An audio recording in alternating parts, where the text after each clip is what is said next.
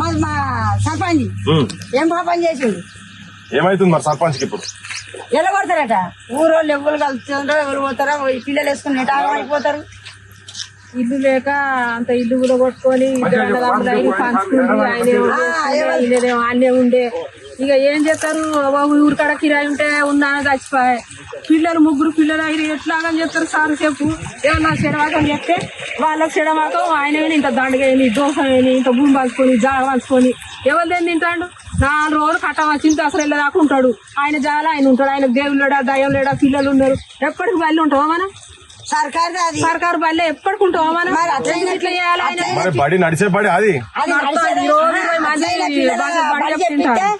ఎల్లరన్నా ఎక్కడన్నా ఉంచుదాం. అందరికి అందరికి వస్తుంది. పిల్లలు లేరు, బడి లేదు, బడి బంద్ చేసిర్రు వీళ్ళకి ఏం లేదని వీళ్ళు వచ్చి ఆడుంటా అంటే వీళ్ళని కూడా ఉండదని చెప్తాను.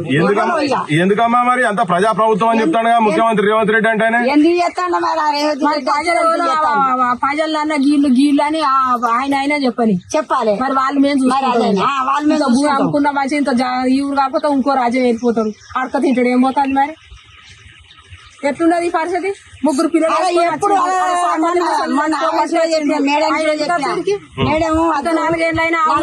ఉన్నారు. ఆయన నిలగొట్టద్దు, ఎవరి ఇంటి లేవా ఎవరి అవి లేవా అని అడిగింది. అయితే ఎవరే లేవు మాకు ఎవరి రోజు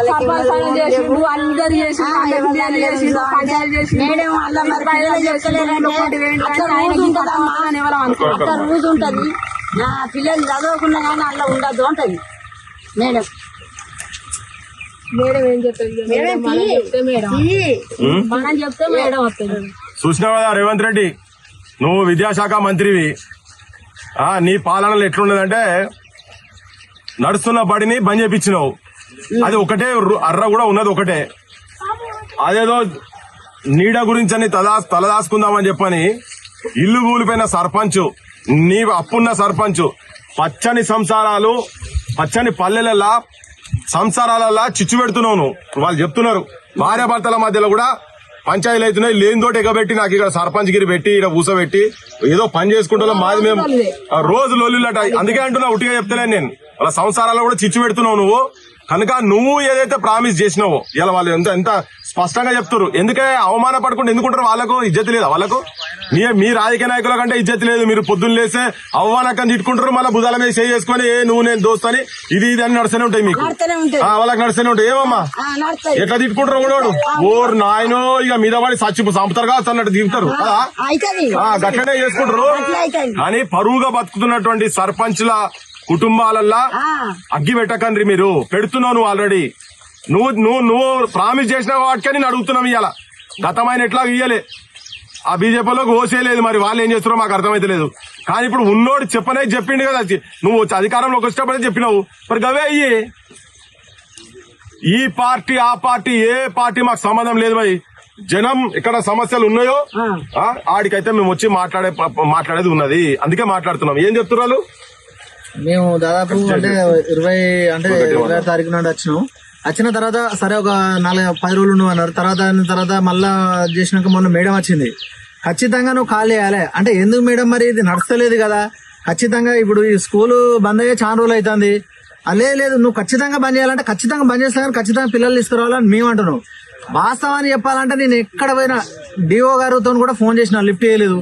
విషయం ఏంటంటే ఎంపీడీఓ గారు చెప్పిన, కొంతమంది కాంగ్రెస్ లీడర్లు కూడా మాకు అంటే తెలిసిన వాళ్ళు, మనకు పరిచయాలు ఉన్న వాళ్ళని కూడా అడిగిన, అంటే డిఓ చెప్పండి నడవని స్కూల్ అంటే కూడా నువ్వు మంత్రి గారిని అంటున్నావు, నీకు బిల్లులు రావాలంటే బిల్లులు అడగద్దట. ఫస్ట్ ఆఫ్ ఆల్ నాకు 3,50,000 ఉన్నాయని ఒకలంటారు, 1,70,000 2,30,000 అని ఒకలంటారు. కాగితాలతో పత్రాలతో సహాత్తం. అక్కినపేట మండలంలో అంబేద్కర్ కాడ కూర్చున్నాం. మరి ఎవరితో రాండి కాంగ్రెస్ పార్టీ వాళ్ళు కూడా. ఇక్కడ కాంగ్రెస్ గ్రామ శాఖ అధ్యక్షులు కొంతమంది ఏమంటారు, వాళ్ళు మాట్లాడితే మాట్లాడుకొని గవర్నమెంట్ ముఖ్యమంత్రి ఇస్తా అన్నాడు అంతే కదా. ఈ పార్టీ మస్తు మాట్లాడతారు, కాగితాలు తీసి ముంగడ పెట్టాలి. ఖచ్చితంగా మేమేమంటున్నామంటే ఎంపీడీఓలు కావచ్చు, మన ఎవరే ఏ ప్రభుత్వం ఉన్నా గానీ సర్పంచులన్నా ఊరు కోసం పనిచేస్తారు కాబట్టి మాకు ఏ రకంగానైనా బిల్లులు చెల్లించాలి.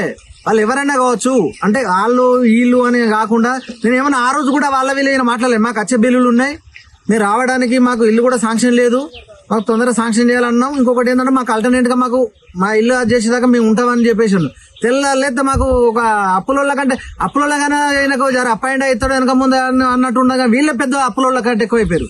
తెల్లారైతే వచ్చుడు తెల్లారైతే నలుగురు వస్తారు టీచర్లు, మీరు కాల్ చేస్తారా లేరా, మీరు కాల్ చేస్తారా లేరా, ఘోరం ఉన్న పరిస్థితి ఉన్నది. ఇప్పుడు ఆ టీచర్లు ఇక్కడ పనిచేసేవాళ్ళు కాదు వాళ్ళు. మరి ఇప్పుడు కాదు, ఇప్పుడు బడి ఇక్కడ తెలుస్తారట వాళ్ళు వచ్చి ఎవరు ఈ స్కూల్ కు టీచరే లేదు, ఈ స్కూల్ మీద జీతం తీసుకున్న టీచరే లేరు. వాసానికి విద్యాశాఖ మంత్రి రేవంత్ రెడ్డి ఇన్నావు కదా, ఈ స్కూల్ కు టీచరే లేదు. బందైన బడికి టీచర్లు వస్తురట, ఉన్న దానిలో టీచర్లే లేరు. 10 సంవత్సరాలు అప్పటి మొత్తం క్లోజ్ ఉంటుంది. ఈ బడి అది బడి అంటే చాలా మంది ఏమనుకుంటారంటే ఓ అంటే ఎన్ని అర్రాలు ఉన్నాయో అనుకుంటారు. ఒక్కటే అర్రా ఇప్పుడు చూపిస్తాం మీకు. ఆ బడి ఏందో దాని సకదనం ఏందో చూపిస్తాము, దాని కథ ఏందో చూపిస్తాం, కానీ ఒక్కటే అర్రా పోదాం పని.